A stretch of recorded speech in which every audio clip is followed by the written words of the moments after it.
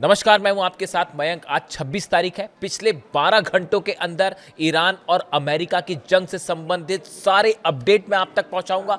मैं आपको बताऊंगा कैसे तेहरान हो, इस्लामाबाद हो, चाहे हॉर्मुज हो, हर जगह ईरान अमेरिका पर भारी पड़ता दिखाई दे रहा है और डोनाल्ड ट्रंप हो गए चारों खाने चित। लेकिन इस वीडियो की शुरुआत करते हैं एक ऐसी खबर से जो अमेरिका से आ रही है, जिसने पूरी दुनिया में सनसनी फैला दी है। वॉशिंगटन में हिल्टन में एक प्रोग्राम चल रहा था। इस प्रोग्राम में डोनाल्ड ट्रंप और उपराष्ट्रपति जेडी वेंस भी मौजूद थे और इस प्रोग्राम में अचानक गोलीबारी होने लगी, गोलियां चलने लगी। उसके बाद डोनाल्ड ट्रंप के जो एजेंट्स हैं उन्होंने डोनाल्ड ट्रंप को घेर लिया। उन सब के हाथ में गन्स थी और डोनाल्ड ट्रंप को तुरंत वहां से हटाया गया, वहां से ले जाया गया। ऐसे ही पीट हेग्सेथ को भी वहां से दौड़ते भागते हटाया गया है और माना जा रहा है इस तरह की खबरें आ रही हैं।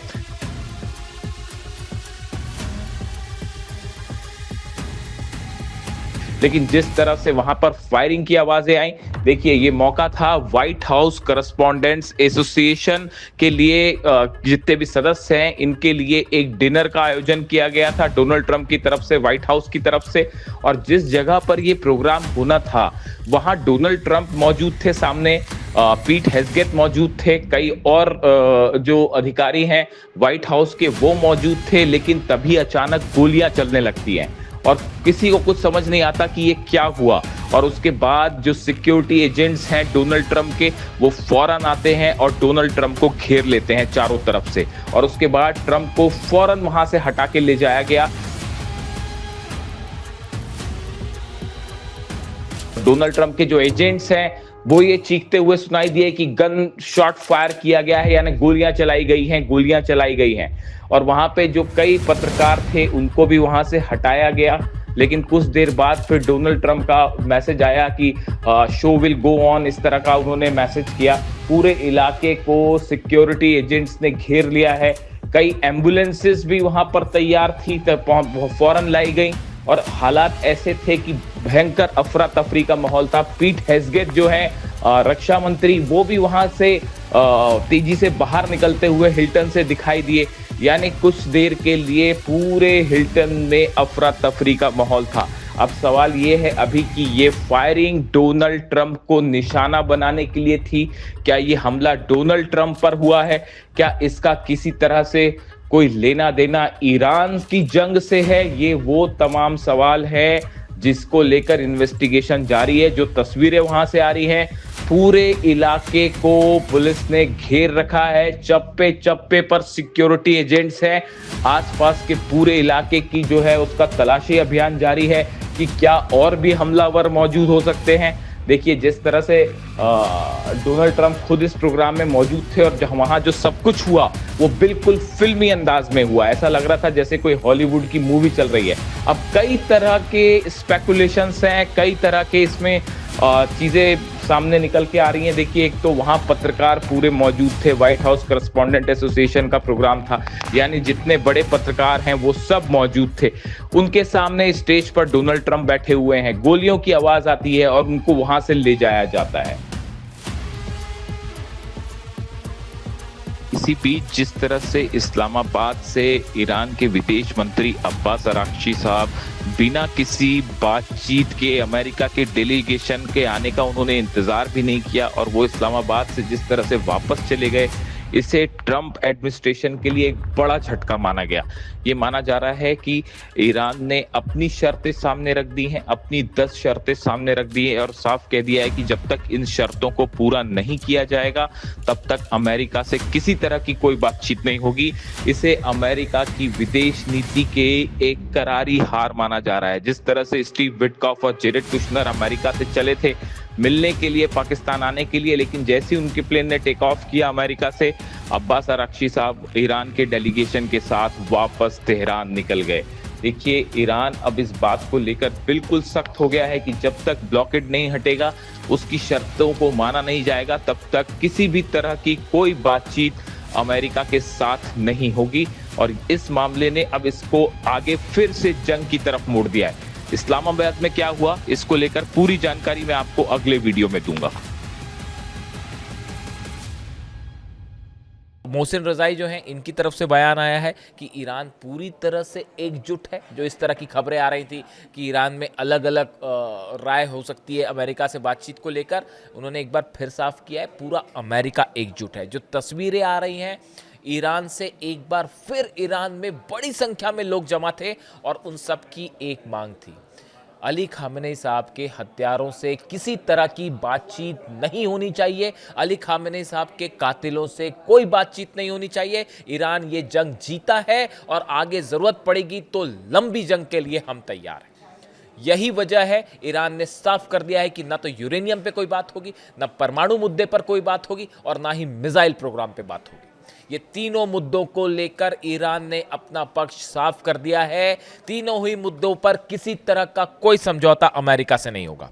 इसके अलावा हॉर्मुज से खबरें आ रही हैं, करीब 15 जहाज ऐसे हैं जिन्हें ईरान की सेना ने, नेवी ने अलग अलग जगह रोक दिया है। ये वो जहाज हैं जो बिना परमिशन के निकलना चाह रहे थे ईरान की, और ईरान की सेना ने इन्हें अलग अलग जगह पर रोक दिया है। इसके अलावा जो खबरें हैं, हॉर्मुज के आसपास जो 19 जहाज है, जो मैंने आपको पिछले वीडियो में बताया था, 19 जो जहाज तैनात हैं, इसमें 200 से 250 फाइटर जेट्स हैं जो ईरान को घेर कर खड़े हुए हैं। देखिए 250 फाइटर जेट्स का यहाँ पर होना, लगातार टॉम हॉक मिसाइल्स का पहुंचना, लगातार रडार्स का यहाँ पर डिप्लॉय किया जाना, पेट्रियट और थार्ड का डिप्लॉय किया जाना, George W Bush aircraft carrier आना जो कि ईरान की मिसाइलों से बचाव करने के लिए लाया गया है। ये सारे इंडिकेशन इस बात के हैं कि अमेरिका एक बड़ा हमला कर सकता है जल्दी। रूस की तरफ से ये बात कही गई है। देखिए रूस की तरफ से कई बयान आए हैं। रूस की तरफ से देखिए ये कहा गया, जो लावरोव है विदेश मंत्री रूस के, उनकी तरफ से बयान आया है कि अमेरिका ने जिस तरह से ईरान को लेकर नीति अपना रखी है या वेनेजुएला को लेकर, उससे लगता है कि कोई इंटरनेशनल लॉ, अंतर्राष्ट्रीय कानून नाम की कोई चीज़ बची ही नहीं है। अमेरिका की दादागिरी चल रही है और अपने फ़ायदे के लिए वो इन देशों पर हमला कर रहा है। लावरोव का ये भी कहना है कि डोनाल्ड ट्रंप खुद कह चुके हैं कि उनकी रुचि सिर्फ ऑयल में है, यानी ऑयल के लिए ईरान पर हमला हुआ, ऑयल के लिए वेनेजुएला पर हमला हुआ। ना ईरान के पास से कोई न्यूक्लियर बम मिला और ना ही इसी तरह का कोई वेपन ऑफ मास डिस्ट्रक्शन, ऐसा कुछ नहीं था। सिर्फ और सिर्फ ऑयल के लिए हमले हुए, ये कहना है रूस का। रूस के जहाज आपने देखा जिस तरह से हॉर्मुज में गुजरने शुरू हो गए हैं। जो कारोबार है रूस का वो वहाँ जारी है और ईरान की तरफ से कह दिया गया है कि जिसकी हिम्मत है वो रोक के दिखाए जहाज़ों। यानी हॉर्मुज के मुद्दे पर अब पुतिन और ट्रंप भी आमने सामने हैं, जिनपिंग और ट्रंप भी आमने सामने हैं। मैं आपको कल पिछले वीडियो में बता चुका हूं किस तरह से चीन का बड़ा व्यापार जो है वो अफेक्ट हो रहा है हॉर्मुज के कारण। जहाज निकल रहे हैं लेकिन कम निकल रहे हैं जितने पहले निकल रहे थे उनके मुकाबले। यानी चीन भी आमने सामने है और चीन भी अमेरिका के आमने सामने हो रखा है और पुतिन भी हो रखे। देखिए इसी बीच ईरान की तरफ से बात साफ कर दी गई है कि ब्लॉकेड जब तक अमेरिका नहीं हटाएगा कोई बात नहीं होगी, परमाणु मुद्दे पर कोई बात नहीं होगी, यूरेनियम पर बात नहीं होगी और मिसाइल पर कोई बात नहीं होगी। यानी अब ईरान की सरकार, ईरान की जनता अपने टर्म्स पर आगे बढ़ने को तैयार है, जो वहाँ की जनता ने कहा। देखिए मैं आपको पहले बता चुका हूँ कि वहाँ ईरान में फैसला हो चुका है कि जो जनता चाहेगी वैसा ही होगा और जनता का अब ये फैसला है कि अब जो बातचीत होगी, नहीं होगी, क्या होगा, वो सब ईरान की मर्जी के मुताबिक होगा। अब ये दबाव डालना, चाहे जो करना है कर लीजिए, ईरान अब रत्ती भर भी झुकने को तैयार नहीं है।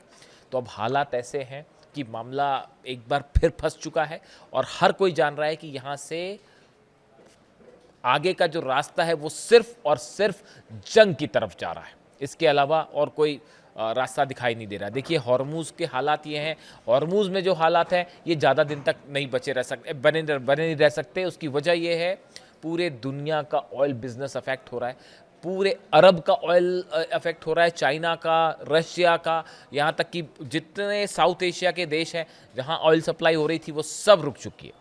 ऐसे हालात में यहाँ पे जो माइंस हटाने की बात हो रही है कि जहाज़ जापान से आ रहे हैं और वो माइंस हटाएंगे, उसमें कम से कम 6 से 7 महीने का वक्त लगेगा।